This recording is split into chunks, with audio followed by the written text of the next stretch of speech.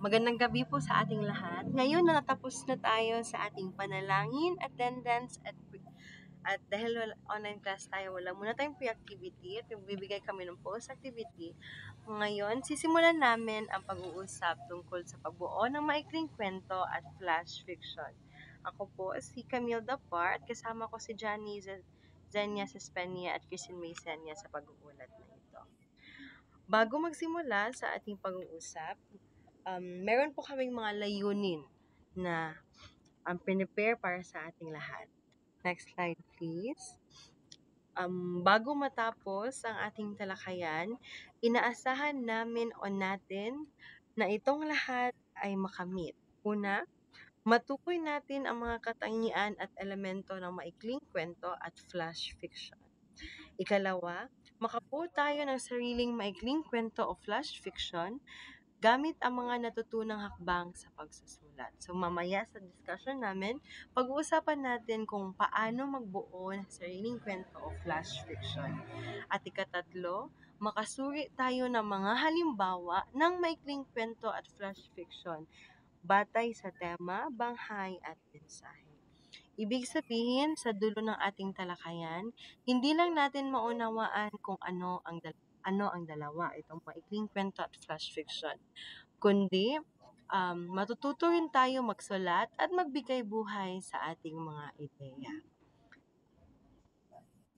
Bago natin isalaysay kung ano talaga ang maikling kwento or i-define, meron akong halimbawa or parang refresher para mas malaman natin kung ano yung maikling kwento. Ano ang unang lumalabas or lalabas sa inyong isipan pag narinig nyo or nabasa nyo ang maikling kwento? So, minsan, lalabas sa ating isipan yung aral, characters or tauhan, emosyon, pantasya o fiksyon.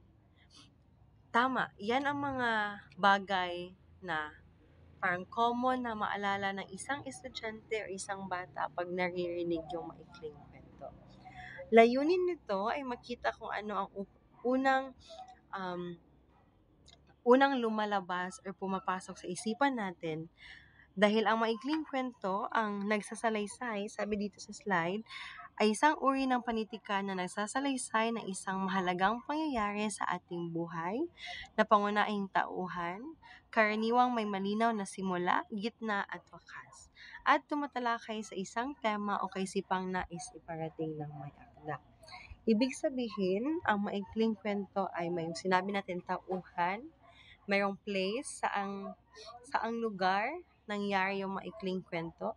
Meron din siyang simula or introduction, meron siyang katawan yung kwento, at ano yung wakas sa kwento. Umiikot lamang ang maikling kwento sa isang tema o isang kaisipan. Kaya sinasabi siyang maikli dahil isa lang ang focus sa maikling kwento. Halimbawa ng mga maikling kwento sa tanyag na manunulat dito sa Pilipinas ay sila Mauro R. Avina, Deogracias Rosario at Genoveva Idrosa Matode. If familiar tayo sa maikling kwento na ang kwento ni Lola Basyang, ginawa yan ni Severina Reyes noong 1925. Sabi sa research namin, ito ang unang maikling kwento na ginawang inspirasyon sa mga pelikula at palabas sa telebisyon. Sobrang madami pang maikling kwento na maalala natin. If familiar tayo sa Pagong at Onggoy, kung sino una na moabot or dumating sa destinasyon, at iba pang maikling kwento na pag-usapan natin nung tayo ay elementary. Ang maikling kwento ay mahalaga dahil kaya nitong magpahayag ng damdamin at karanasan. Yun yung unang lumalabas diba sa isipan natin, emosyon, experience, or feelings ng isang tao sa loob lamang ng ilang pahina or small pages. Sa maikling panahon ng pagbasa, kaya nitong magpabago ng pananaw ng mamabasa. Ito ang lakas ng isang panitikan. So, ibig sabihin, ang mga maikling kwento ay, if it's in English, kaya parang short, but meaningful na mga stories. Stories na napapabago para sa ating lahat. Ngayon, mag next slide please. Ngayon, sabi sa layunin namin or mga objectives, maturuan tayong lahat sa mga elemento ng maikling kwento. Anong meron sa maikling kwento? So first ay tauhan. Tauhan ang pangunahing karakter at iba pang kasangkot. Balik tayo sa maikling kwento na sinabi natin kanina, yung unggoy at pagong. Tama. Yung pagong at matching, yung nasa first na example. Yung tauhan dyan ay yung pagong at matching. Sila ang karakter sa maikling kwento na yan. Tagpuan, lugar at oras ng mga pangyayari. So, sa tagpuan, it can be one or more na mga places. Kagaya sa kwento ng pagong at matching, sa ilog, sa palaruan, or sa playground, and so on. Banghay. Ano yung banghay? Ang pagkasunod-sunod ng mga pangyayari, simula, tunggalian, kasakdulan, kakalakasan, at wakas. Isipin natin or imagine, ano kaya yung maikling kwento kung hindi sunod-sunod ang pangyayari, ang simula, ang conclusion, at ang simula, ang body, at ang conclusion. Parang confusing siya. At dili na siya matawag na maikling kwento tungod nagkarumble-rumble na siya. So what makes stories short, stories or maikling kwento, is sunod-sunod ang pangyayari. They won't let nga ang mga person nga magbasa ma-confuse or mag-arrange pa kung asang una na hitabo and unsa ang ending. Next is tema. Pinakapaksa o aral. Kagaya sa pagong at sa matching, ang tema dito ay pwedeng kindness or pwede din competition, good competition, or working smart, and so on. Pananaw, unang panauhan, ikalawa, or ikatlong panauhan. Ngayon, magsimula tayo sa paano magsulat or ano ang mga hakbang sa pagsulat ng maikling kwento. Next slide please. Ngayon, pag-usapan naman natin kung paano bumuo ng sarili nating kwento. So this is our time na we make short stories ourselves. First is pumili ng paksa. Dapat ay makabuluhan at may aral. Isipin kung ano ang gusto mong ipaabot sa iyong mamabasa. It can be love, pag-ibig, pampamilya, kabayanihan, o pag-asa. So, una jud ay sa maikling kwento ang magbuhat og title. Kay naaman goy uban nga mga stories, example, long stories or fiction stories. They write the story first before ka na magbuhat og paksa. Pero sa maikling kwento, we make the title first or paksa first. Next is bumuo ng tauhan. Dapat ay may malinaw na katangian at layunin ang bawat isa. Ang tauhan ang nagbibigay buhay sa kwento. Dapat ay maramdaman na mamabasa na parang totoo sila. So, maikling kwento, di ba, can be fiction and non-fiction. But dapat every story or every character sa maikling kwento ay mag-convince sa mga mamabasa na they exist or totoo sila. Next is ilarawan ang tagpuan. Makatulong sa mood at atmosfera. Ang halimbawa nito, kung gusto mong iparamdam ang kalungkutan, so use words nga would allow people na ma-feel nila na murag malungkot ang kini ang kwento. Or intense ni nga plot sa story. Or maaaring ilarawan ang madilim na gabi o malakas na ulan. So that's how we ilarawan ang tagpuan. Or if the tagpuan or the location of the story is sa school or paaralan, i-describe na makikita dito ang mga estudyante, guro na nag-aaral, nagbabasa, and so on. Next is iayos ang banghay. Siguraduhin may simula, gitna, at wakas. For maikling kwento, we don't want to have our readers nga mag-end up hanging sila. We make conclusions sa or gumagawa tayo ng wakas sa maikling kwento. Sa simula, pinapakilala ang mga tauhan. Usually, dyan ang characters will be found sa first. Sa gitna, ang suliranin or ang problem or ang plot twist. At sa wakas, ang kasukdulan at kalutasan. Sa wakas, dito natin makikita kung happy ending, sad ending, or na-solve ba ang problem or ang challenges sa kanang maikling kwento. Next is isulat ang unang borrador. Isalaysay ang mga pangyayari. Huwag matakot magsimula. Isulat lang ang nasa isip, pagkatapos ay saka ito ayusin. So, more siya trial and error. We write things down and then diri din mosulod ang ika-6 o ika-last.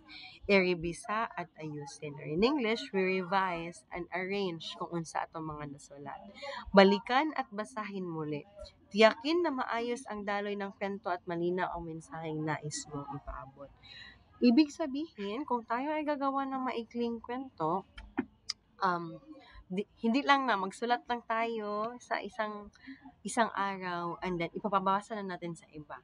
We have to read it back again, revise it, check grammars and spellings, check stories to make sure that our maikling kwento is kanang malaki ang tulong para sa ibang tao.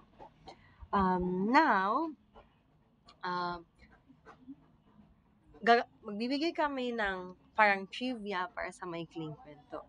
Ang maikling kwento ay how small di ay ning maikling kwento, Teacher Camille. Ang maikling kwento ay naglalaman ng 300 words hanggang 1,000 words. Ngunit, tulad ng maikling kwento, ito ay may simula, gitna, at wakas. Now we will proceed sa flash fiction. Ngayon naman, tayo ay dumako sa isang uri ng masining na pagpapahayag na tinatawag na flash fiction. So sa panahon ngayon ng social media at mabilisang impormasyon, madalas gusto ng mga tao ang maikli pero malalim na mga kwento. Dito pumapasok ang flash fiction. Isang maikling akda na kayang magpahayag ng damdamin, ideya at aral sa napakaikling paraan. Kung dati ay mahilig tayo sa mga nobela at maikling kwento, ngayon maraming manunulat at mambabasa ang naaakit sa flash fiction dahil kaya nitong magpukaw ng emosyon sa loob lamang ng isang talata o pangungusap. So ano nga ba ang flash fiction?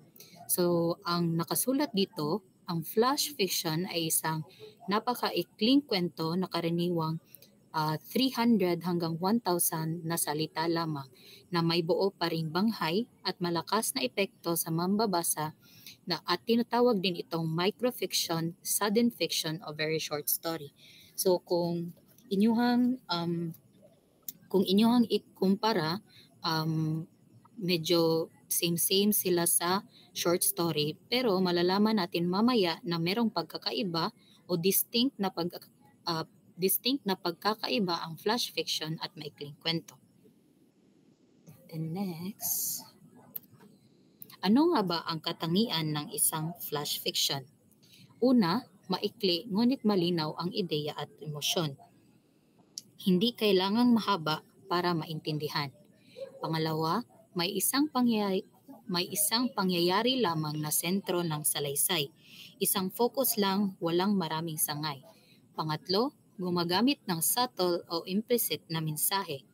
Pang-apat, mabilis ang ritmo ng kwento at ang panghuli ay nag-iiwan ng malalim na impresyon o punch sa dulo.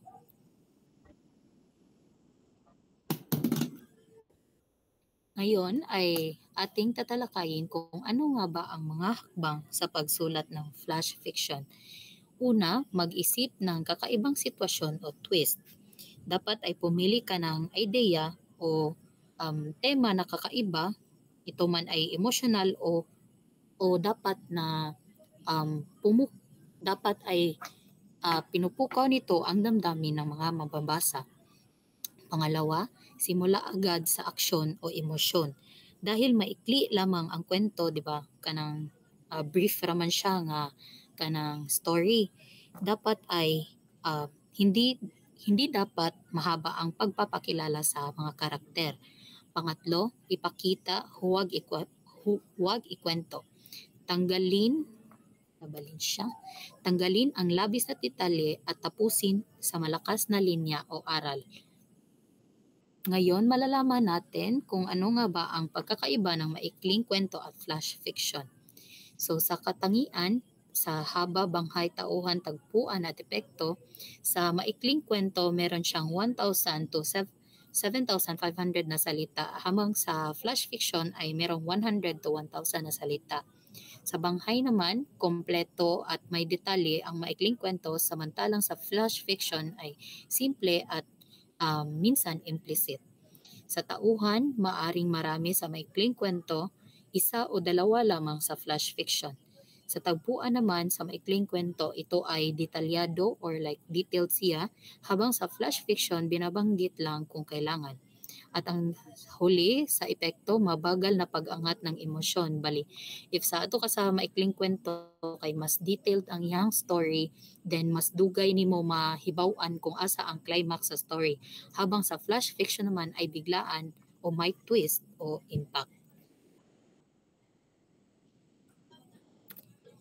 At konklusyon sa aming diskusyon ngayong araw, ang pagbuo ng maikling kwento at flash fiction ay parehong sining ng pagsasalaysay. Ang maikling kwento ay malalim at detalyado, samantalang ang flash fiction ay maikli ngunit matindi. Sa panahon ngayon, kapwa ito mahalaga bilang paraan ng pagpahayag ng damdamin, karanasan at pananaw ng tao sa lipunan. Iyon lamang at maraming salamat. Sana meron kayong natutunan sa araling ito. Manate!